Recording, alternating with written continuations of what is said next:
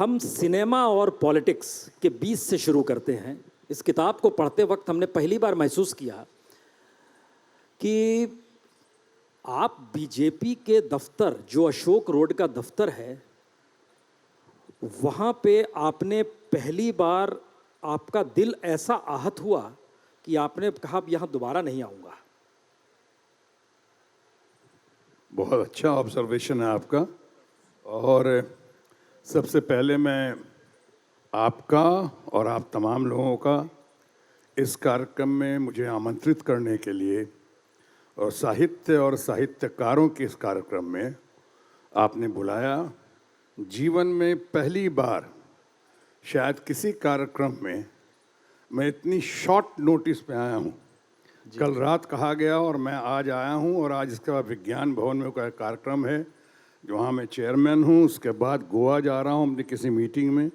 लेकिन आप लोगों के नाम का जादू ऐसा, और अभिषेक जो लखनऊ को हेड करते हैं आपके आज तक से, जी जी जी, उनका बार बार जोर देना, आपका आदेश मेरे लिए अध्यादेश बन गया। और मैं पहली बार रिकॉर्ड तोड़ हरकत करके इतने सवेरे आया हूँ आपके इस कार्यक्रम में।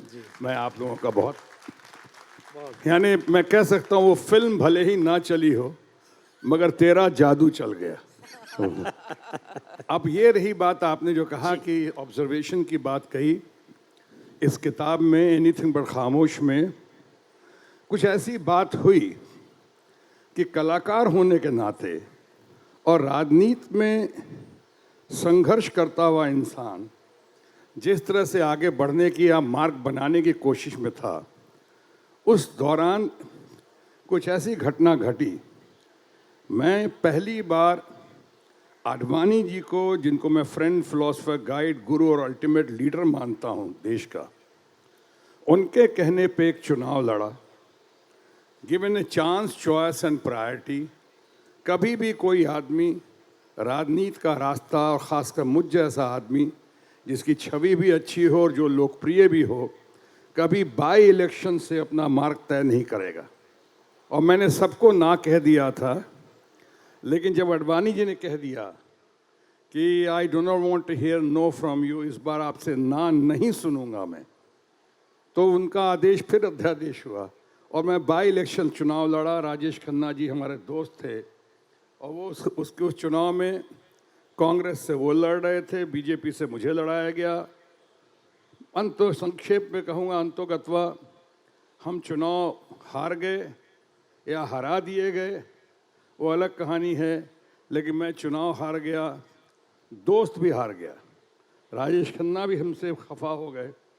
मैं अपने दोस्त को भी, जब मैं क्षमा मांग चुका हूँ उनसे, और आज पुनः क्षमा मांगता हूँ उनसे कि उनको मैंने हर्ट किया हो उनके खिलाफ चुनाव लड़के उस वक्त। लेकिन उसके बाद जो ऑफिस मुझे सर आंखों पे रख रहा था, उस ऑफिस ने, कुछ लोगों ने जब बाद में जो ऑफिस जाना शुरू किया, तो वो रवैया उनका रहा वही, रात गई बात गई, बदनाम हुआ सुभाष गई। यानी ऐसी हरकत की उन्होंने कि अच्छा ठीक है आप आइए, बताता हूँ, चलिए, अच्छा बाद में आइएगा, अभी हम लोग थोड़ा व्यस्त हैं, मीटिंग में कर रहा हूँ। अरे कल तक तो सब कुछ छोड़ छाड़ के खड़े हो जा रहे थे। इतना मान सम्मान।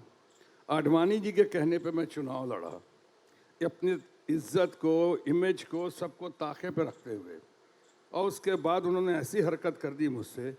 तब मैंने उस दिन गेट पे अपनी गाड़ी में बैठने से पहले कहा था कि मैं आज के बाद इस अशोका रोड के दफ्तर में कभी नहीं आऊँगा। और वो दिन है और आज का दिन है, मैं नहीं गया वहाँ पर।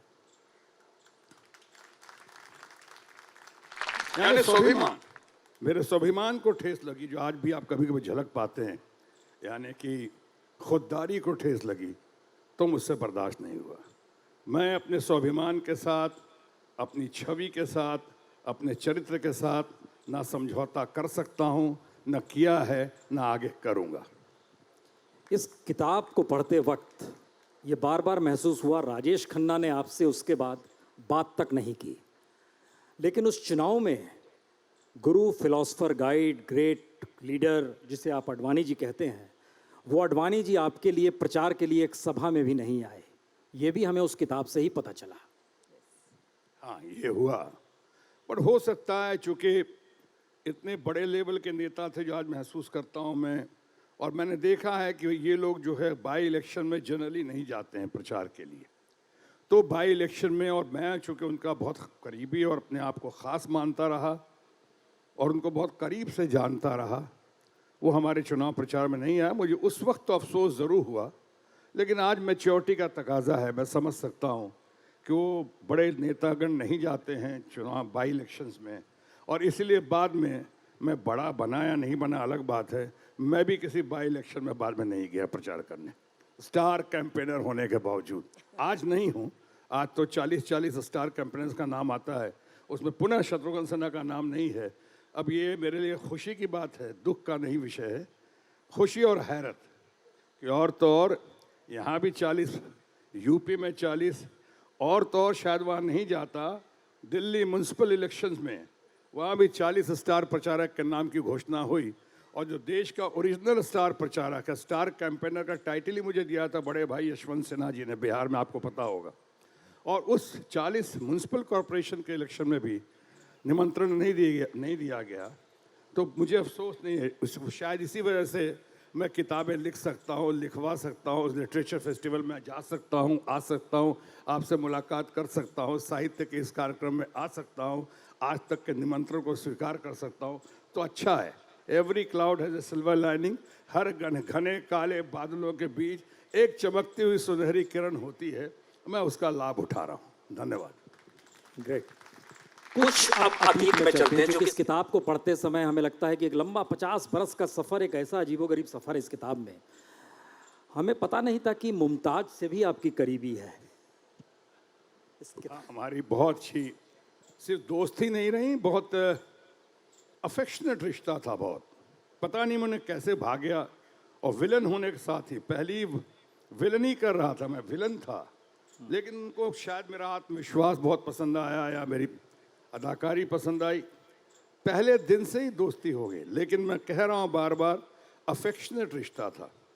बहुत मानती थी, मेरे समर्थक थी, और आज लोगों के सामने मुझे कहने में ज़रा भी संकोच नहीं है पुनः कि चंद फिल्में जो हैं, एक तरफ तो आप लोग जानते हैं और मानते हैं मुझे as a self made personality की तरह से, लेकिन 3-4 फिल्में हैं जिसमें एक तो बहुत ही इम्पॉर्टेंट फिल्म है, उस मिलने में सबसे बड़ा हाथ, क्योंकि मैं पहले निकाल दिया गया था। फिल्म थी खिलौना, LV प्रसाद की, संजीव कुमार और मुमताज़।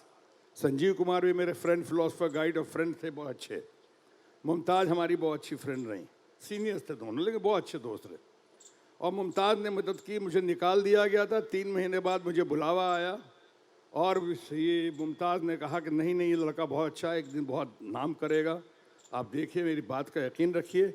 उनके कज़िन ब्रदर का हो गया था उसमें, उन्होंने कहा ना, ये रोल तो वही करेगा, और ये करके मुमताज़ ने किया। इसलिए आज मैं कह सकता हूँ कि जीवन में कुछ लोगों का मैं बहुत आभारी हूँ, और मुमताज़ आज अगर मुझको रात के 2 बजे भी याद करे, वैसे 2 बजे रात में क्यों याद करेगी, दिन में कभी भी याद करे, जब भी याद करे, मैं उसके लिए हमेशा तैयार हूँ, हमेशा जाऊँगा उसके लिए।